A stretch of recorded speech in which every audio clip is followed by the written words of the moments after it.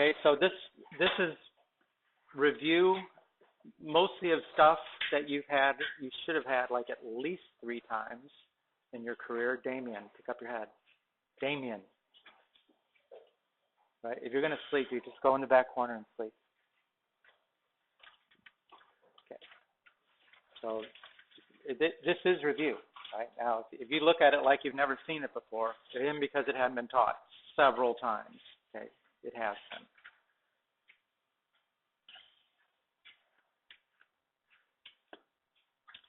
So let's remind ourselves that there's 3 kinds of entities we deal with, right? We deal with expressions, equations, and functions, and we do different things with all of them. We deal with expressions by either evaluating them or simplifying them. Right? We deal with equations, meaning now we've got an equal sign and a 0. Doesn't have to be 0, but it's got an equal sign in it. We solve them. And we deal with functions, which have not just an equal sign, but another variable by graphing them. Because we can't actually solve them explicitly for one number because there's 2 variables. What we can do is evaluate this expression on the right by plugging in x values and then generate y values. Make a whole bunch of values, plot the points, there's your graph. Right? So what we're dealing with today are going to be, they're very specific the way they name this. I mean, this is the lesson title. It's linear equations actually into variables. And they don't use the word function. That comes in the next lesson. They'll use that word. But pretty much every one we do is a function, except for one, which we'll talk about why that one is not a function. Now, this particular equation is an example of a linear equation in 2 variables, and it's in a format that you've seen before. Remember what you call that? This form of the equation of a line. Anybody remember slope-intercept? Y equals mx plus b.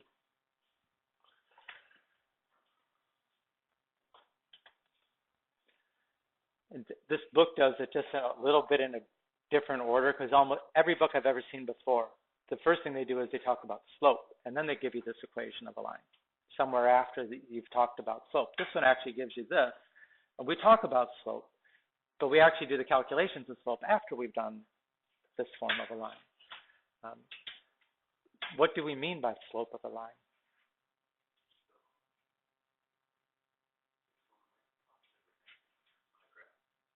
If it's going positive or negative, any other word you might use to describe that characteristic? Say again? Diagonal. How about like tilt or something like that? It's how the line is like tilted on the graph. Generally, the way I think of it is like how much is it going up or down from left to right. So there's 2 things. If we know these 2 things about a graph, one point, which is the y-intercept, and the slope, then we can always graph the line, right? And there are procedures for that. In slope-intercept form, how are we going to graph this line? Now, this is linear because when we graph it, if we did do that thing of making a table of values and putting a bunch of x values in, generating y values, plotting all the points and drawing a line, it would be a straight line.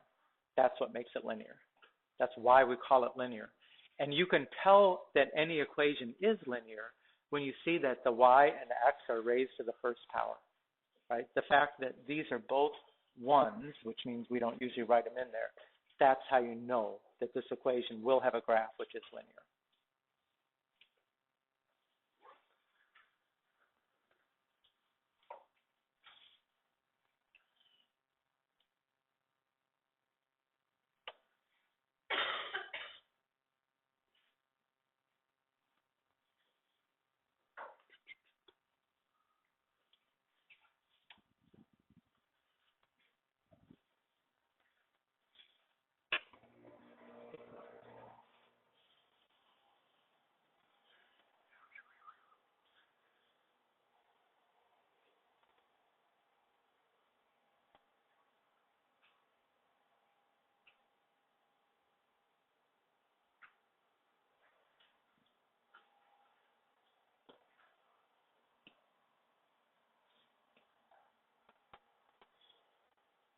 You good? Jamie, you okay? Caitlin? Okay, there's only one straight line that you cannot write in the slope-intercept form, and that's a vertical line. This is the one straight line that was definitely not a function. And we'll see in the next lesson when we talk about functions, but you've had this before, so I'll just say it. You know, what is the test we give to a graph to determine whether it represents a function? A vertical line test, right? So a vertical line fails a vertical line test because it would cross in more than one point. Right? In order to write an equation in slope-intercept form, you got to have a y equals. Right? And once you have the y equals, you know you have a function. So we'll deal with that next class.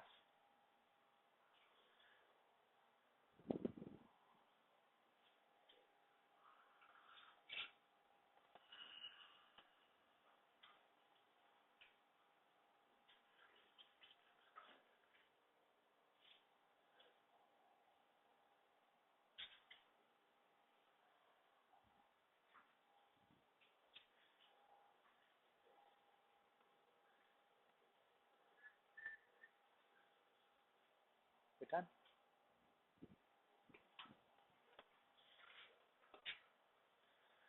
So sketching a graph when you have the equation in slope-intercept form. Right, the first step is, graph the y-intercept or plot the y-intercept. Right, in this case, you're up buzzing. Here's the y-axis, here's the x-axis. That means go up to, right? From the middle, go up to, there's the y-intercept. Okay, now, how do we use the slope to find another point on the line? Right, we're saying our m is -3. How do we use that to find another point on the line? Anybody?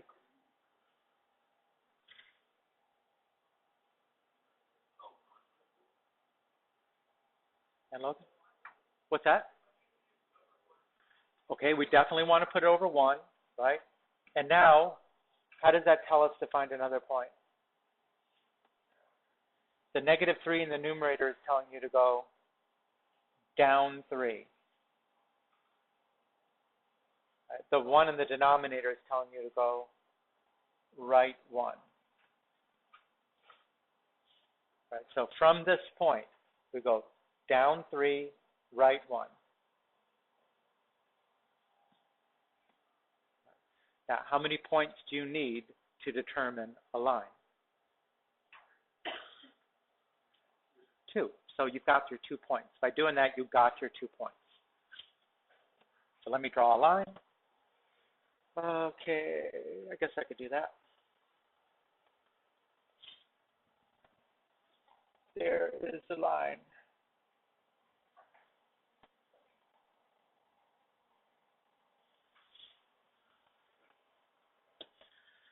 Right?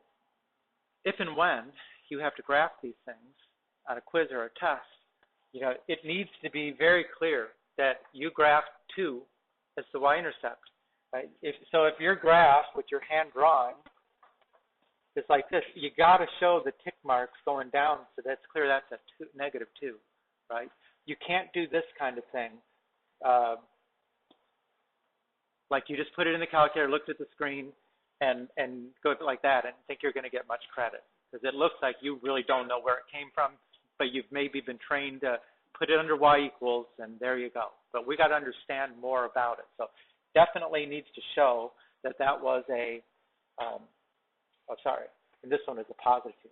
The tick marks are where they are, and then the slope was applied accurately. Okay, so make sure you do that.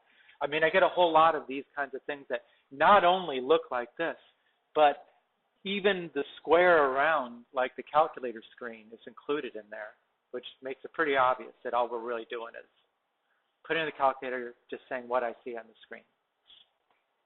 Okay. Sketch the graph, y equals -3. Is that in slope-intercept form? right? Y equals mx plus b. What is y equals negative 3 missing from the y equals mx plus b? The mx part of it, right? Well, if there's no mx, then what is m? It's 0. So this is actually y equals 0x minus 3. That's why you don't see the 0x, because we wouldn't write that. But it is in slope-intercept form. It's just the slope is 0, and we're not writing it. Now, if I graphed it, like I did the last one, I would first go to the y-intercept, which is negative 3. And then I would use the slope to go to another point on the line. If the slope is 0, I mean, you could put it over 1 if you want. It doesn't matter, because 0 over 1 is still 0, right? But that just means don't go up and down and then go 1 to the right. What kind of a line is this? Horizontal, right? So this is a horizontal line. And we should recognize that. The minute you see y equals negative 3 in your mind, you should know instantly, horizontal line, right? 0 slope. Just like we should recognize from a couple slides ago, the vertical, x equals 3. Right away, you see x equals a number, that means it. I mean, I know we struggle with this, which we really shouldn't, but we struggle with it. And I don't know how else to explain it. I mean, you could think of it like, what is the y coordinate for every point on this line? Negative 3, negative 3, negative 3, negative 3. It's got every x value, but it just has one y value, negative 3. That's why y equals negative 3 describes it.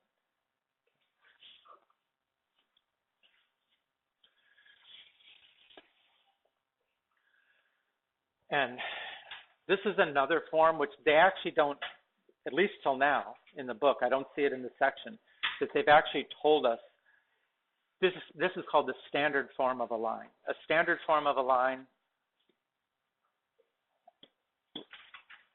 is this.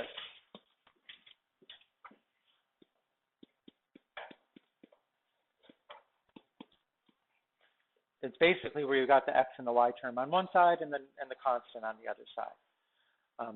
And if you looked at their example in the book, as they graphed this, they graphed it like a lot of you probably would. They solved for y, right? They subtracted the 4x, so they got y equals negative 4x plus 5.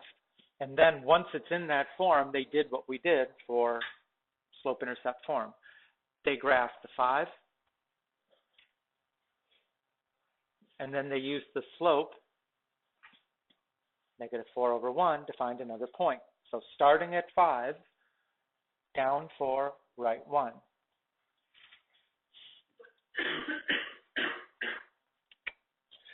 Draw the line.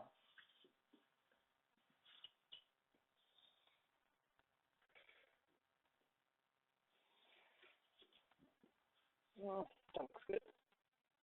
Like that.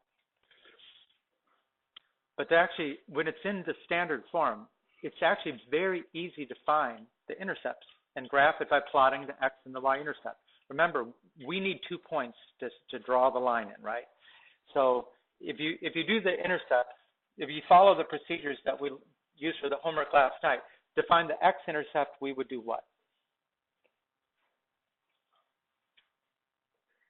To find x-intercept, you make the y equal 0 and solve for x. To find the y-intercept, we would right.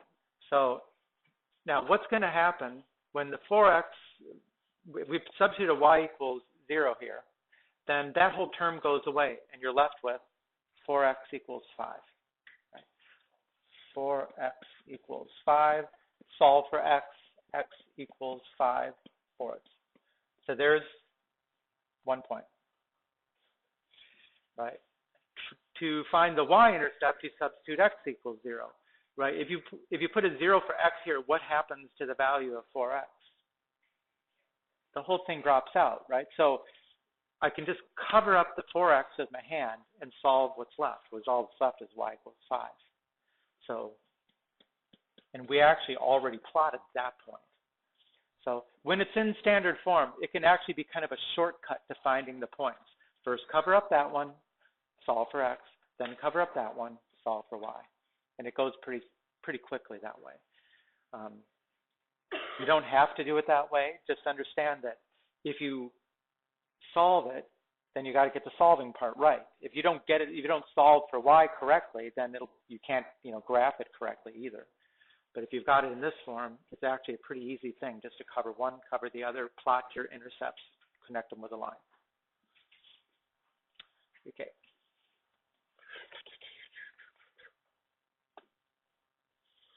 Okay, now they present the slope. A lot of times then I'll say, what is slope? And you know what I get for an answer? Y equals mx plus b. Give me slope intercept form of a line. Slope is, if you have 2 points on a line, any 2 points on a line, right, then you can find the slope, the tilt of the line, by taking the difference of the y coordinates and dividing by the difference of the x coordinates, which goes by this formula, right? y2 minus y1 over x2 minus x1. Right? y2 minus y1 is this difference, right? It's like one side of a right triangle, like we did with the distance formula before, right? x2 minus x1 is this distance.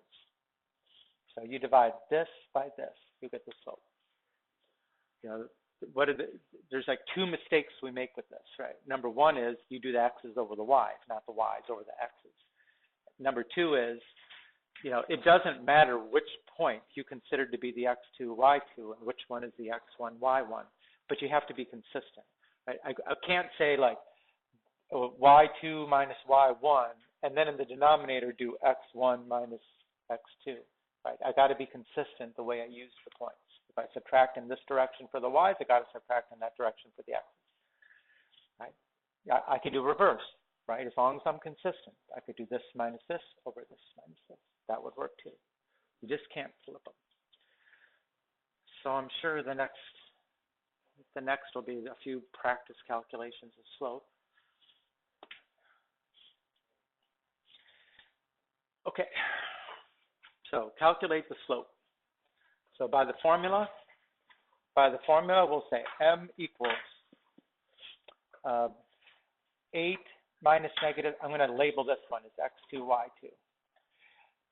8 minus negative 6 divided by 2 minus negative 5.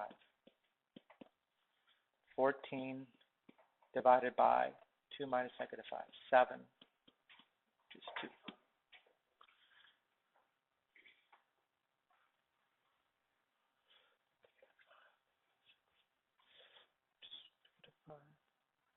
Negative 6.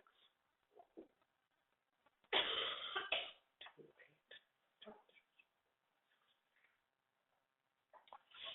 So that is a slope of 2.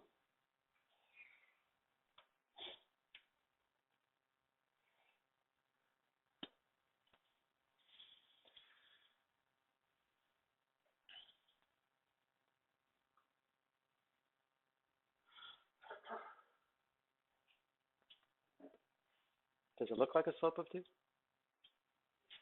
Just take, usually if you're presented with a graph and you got to tell the slope, you should look for some place where it's crossing the intersection of grid lines. Like, to me, like right there, it's crossing right in the intersection of the grid lines. And then up here, it's right at the intersection of grid lines. So it's easy to count in whole numbers, right? Up 2, right 1, 2 over 1, 2. It should look like that.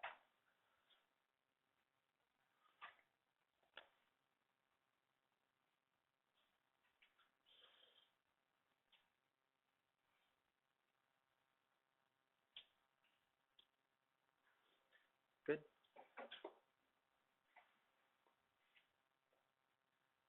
Good. Okay, let's do another one.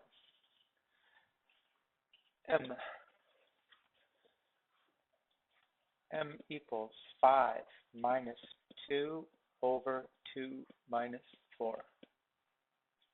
All right, that was my x2, y2. 3 over negative 2.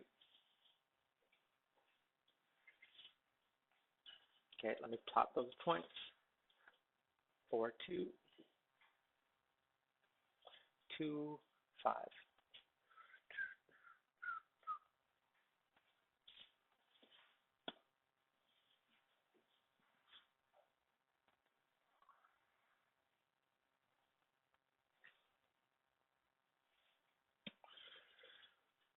Okay, does that look right? Down 3, right 2. That would be minus 3 over positive 2. Is that what we've got? This 3 over negative 2, what is that actually telling you to do? Up 3 and left 2, right? That's what 3 over negative 2 does. But just remember, we get hung up about this sometimes, and we shouldn't. But if you have a 3 over a negative 2, that's the same thing as a negative 3 over positive 2. And they're both equal to, if you just put a minus in front of the whole fraction, try and put it right at the level of the fraction bar, 3 over 2. Those are all saying the exact same thing, right? There's just one minus, and it really belongs to the whole fraction. We kind of need to know where we want to apply it when we do slope, right? We need to know, is this like a up or a down or a left or a right? So definitely we need to assign it to one or the other. But it's a minus for the whole fraction. I think if you look in the book most of the time when they do that, they're very careful to show the minus in front of the whole fraction.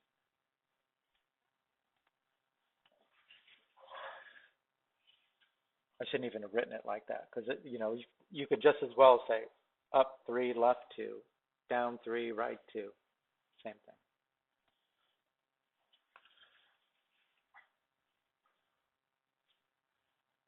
Right? These would be easy homework problems. Okay, now let's see what happens on this one. M equals negative 6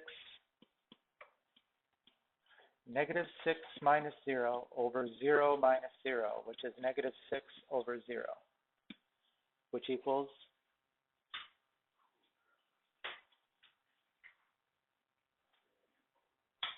which does not equal 0. Can you divide by 0?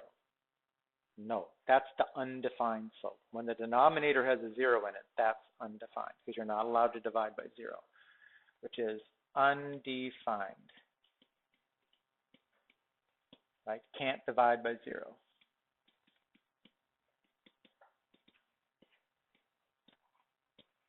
Okay, so let's plot those 2 points, 0, 0, and 0, negative 6. 1, 2, 3, 4, 5, 6.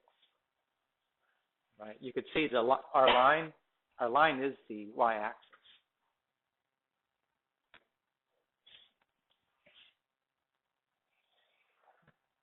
Just like that. So what kind of a line is that? Vertical line. A vertical line has an undefined slope. What would be the equation of that line?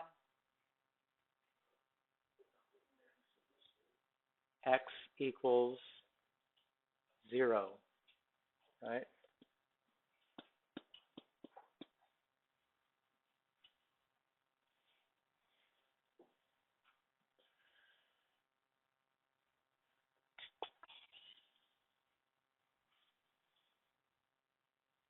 Good. One more. M equals negative 1 minus negative 1 over 3 minus 0 is 0 over 3. And 0 over 3 is 0. The numerator is 0, then the whole thing is 0. Okay, so if I graph those 2 points, 0, negative 1, and 3, negative 1, what kind of line is it?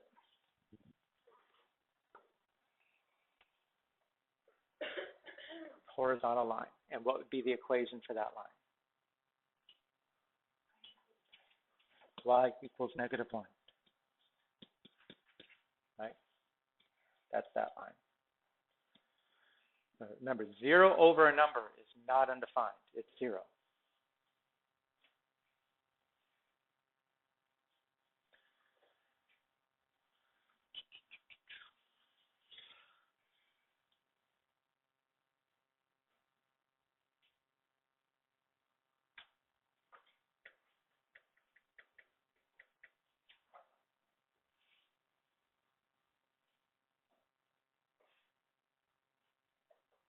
Okay, we good? Okay, there's another form of a line which is called point slope, right? What do you think we need to feed, to plug into a point slope formula? How about a point and a slope? That's why it's called point slope, because you need one point and you need a slope. Right? Point slope. Now, this is the equation. Y minus y1 equals m times x minus x1. Right? The m is the slope. The point is x1, y1. Right? We don't have x2, y2. It's just 1 point, so we're just using the subscript 1. We don't need a 2. Not yet.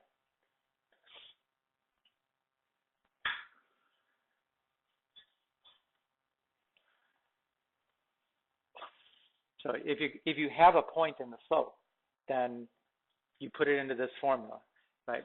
If it asks you to find the line in slope-intercept form, then you're going to have to solve for y. So the first step will be, let's plug in what we've got, right? And knowing what we've got, we should know which form we should plug into.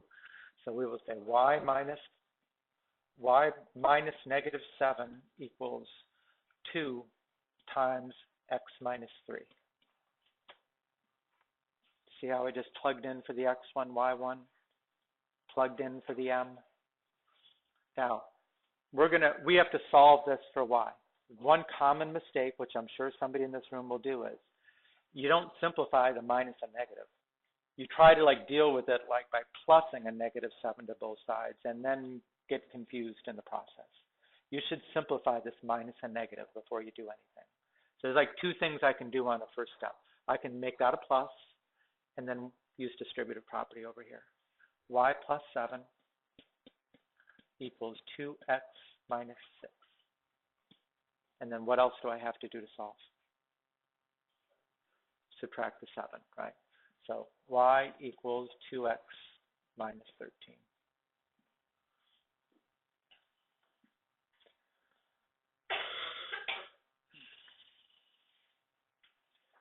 What's good about this is that's the function form. I mean, if you want to put in the calculator, you would need it into that form. So use that because that's the starting point when you've got a point in the slope, and then solve for y. Now you can put it in the calculator. We good?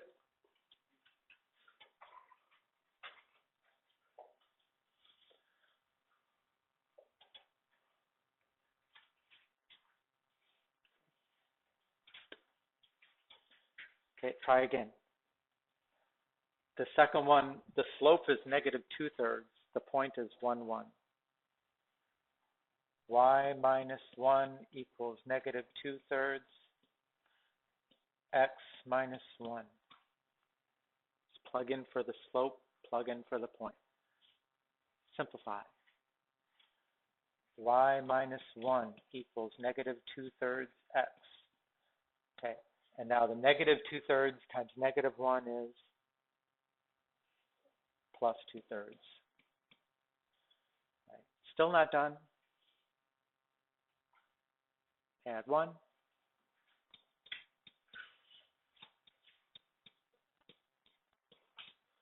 Right. What is 2/3 plus 1? How many thirds is that? Well, 1 is 3/3. 2/3 plus 3/3 is 5/3.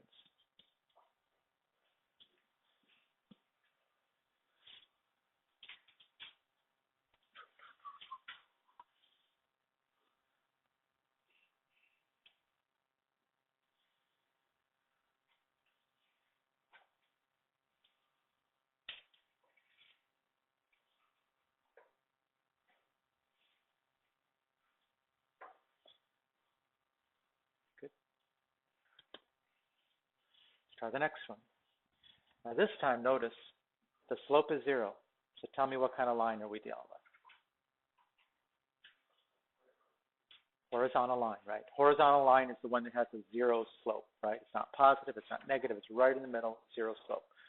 So when I plug in y minus 1 equals 0 times x minus 1, right? What do you get on the right-hand side? It's 0, right? 0 times anything is 0, so we just have y minus 1 equals 0, or y equals 1, which is what you expect, right? It's a horizontal line. It should just be y equals a constant. There shouldn't be any x's at all. 0 slope, horizontal, no x's.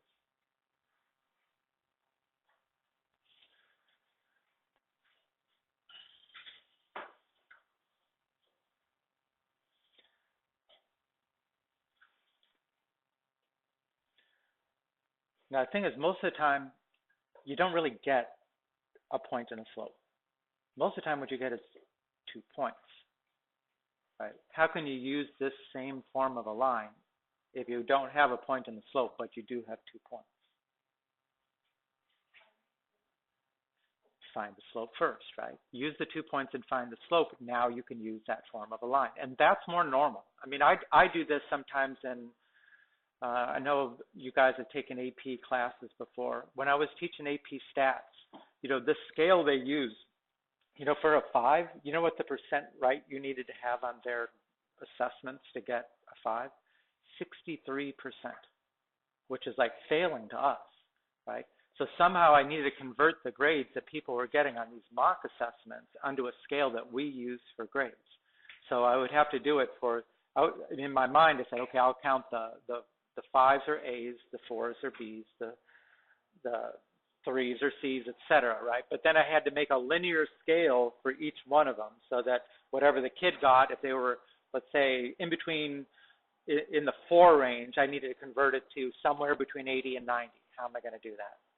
And so I did that. I used 2 points, the endpoints of that interval, calculated a slope, used point-slope formula, solve for y, put it in a calculator, Excel spreadsheet, something like that, converted them all.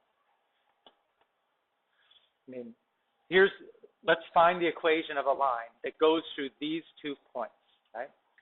Again, first step, because we don't have a slope, what are we going to do? Calculate a slope. M equals, I'll call this my x2, y2. That's not good. x2, y2.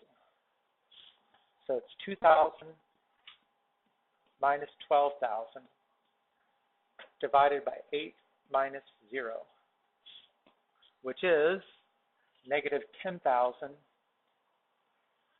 over 8.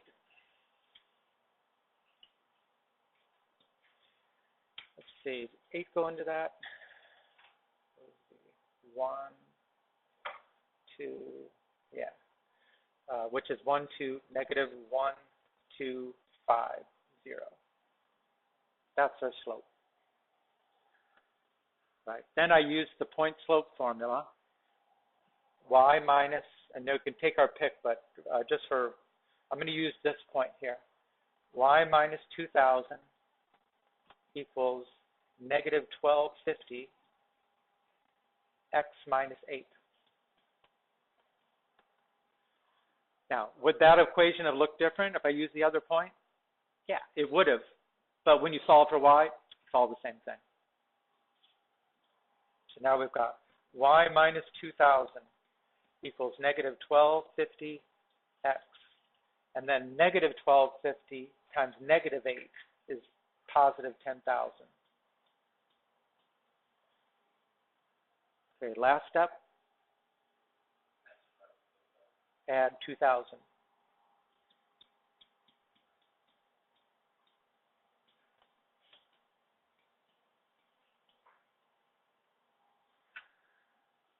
So now that is an equation I could use in a calculator. I could put it in there.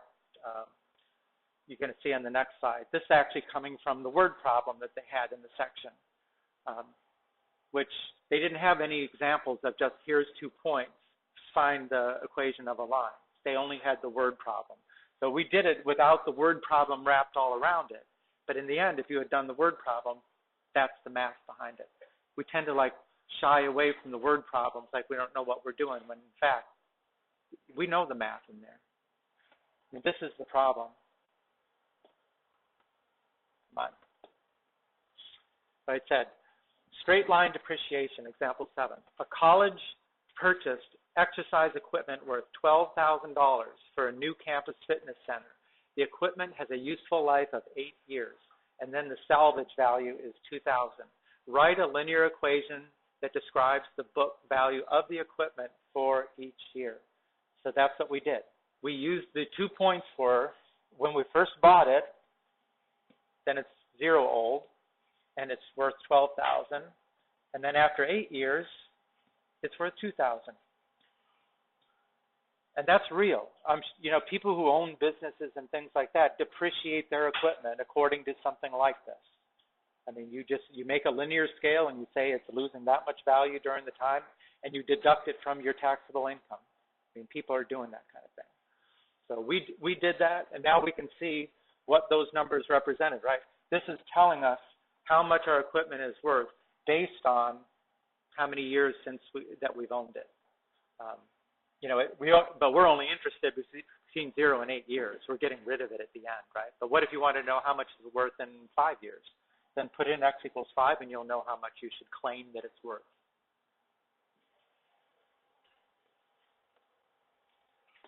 Okay. And the last part, parallel and perpendicular lines. Parallel lines. Right? What do you think of when you think parallel lines?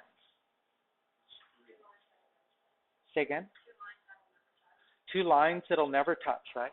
So what it means is the lines, if I have 2 parallel lines, their slopes are the same. They must be going up and over exactly the same so that they never come together. Right? So parallel lines have the same slope. If you said one has a slope of m1, the other has a slope of m2, m1 equals m2. Right? That's the easy one. Parallel lines have the same slope. Okay. What do we mean by perpendicular lines? Say again? It's more than that. 2 lines that intersect how? Perpendicular.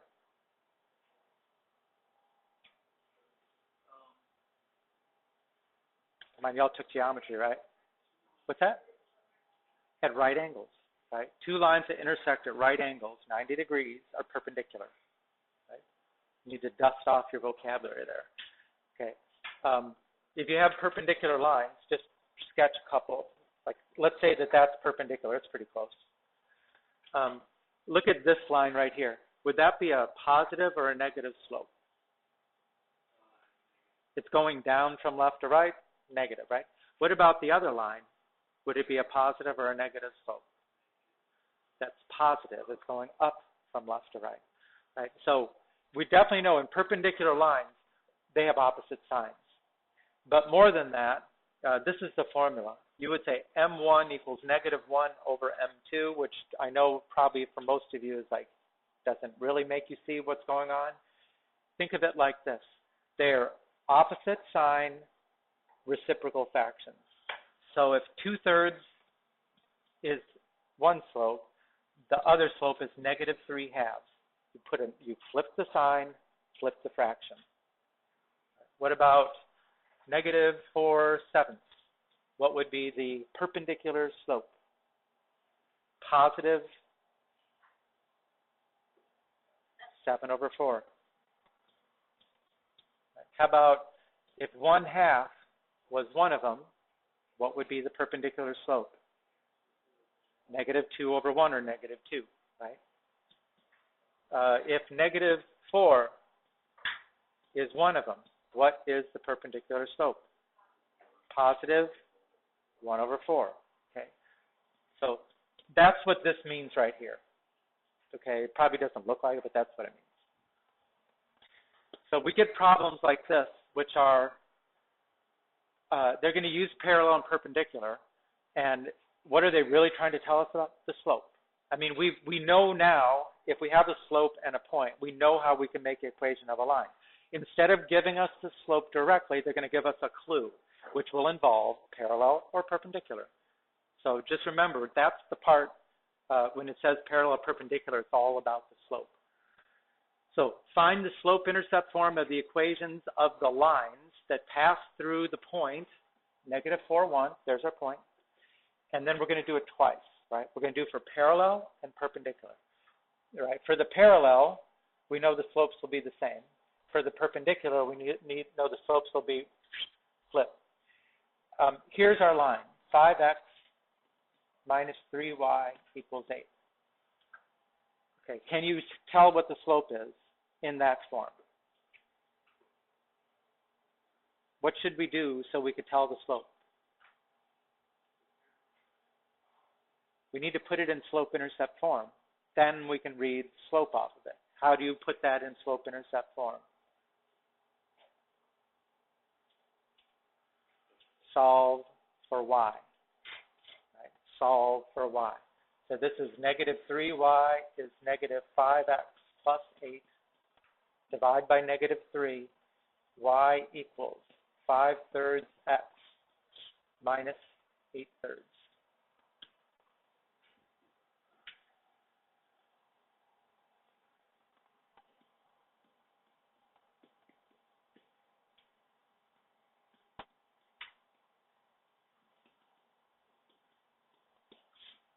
Okay.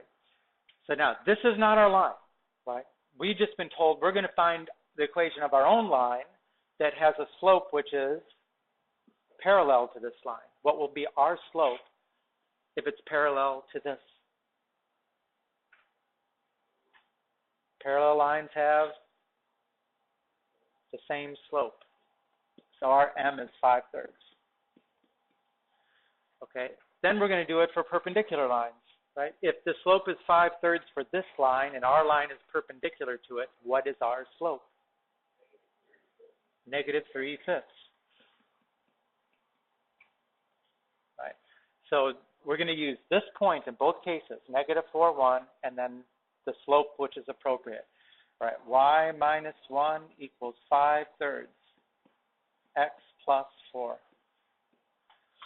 Y minus 1 equals negative 3/5 x plus 4. And now we will solve for y. Y minus 1 is 5/3 x plus 20/3. Y equals 5/3 x plus 23/3. Right? What did I do from this line to this line? I added 1, right? But if I'm adding 1 to 20/3, I wrote it as 3. In my mind, I thought, okay, that's 20/3 plus 3/3, which is 23/3. Okay. Try this one. Y minus 1 is negative 3/5 x. And then that'll be minus 12 over 5. Add 1. Y equals negative 3/5 x. Now, if I add 1, because the denominator is 5, negative 12 plus 5/5.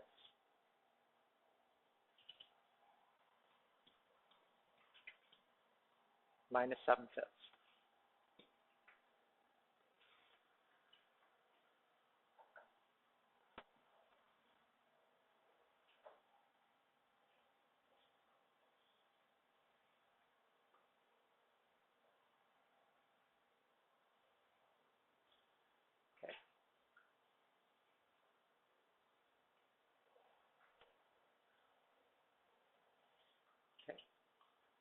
Now, most of the example, I'm sure for all these, the example I did was like the underneath problem, the one that they didn't use as their main example. So you still have one other example you could go back and look at on how to do all these things. We done? Not quite.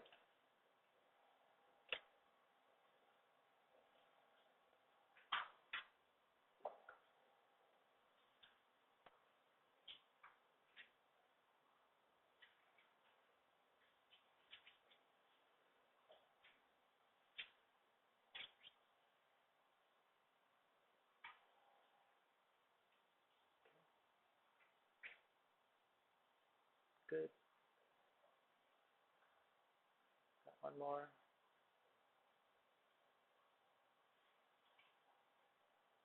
Okay. Are we done? Hal, are you done? Are you okay? So that was it. And that's the homework.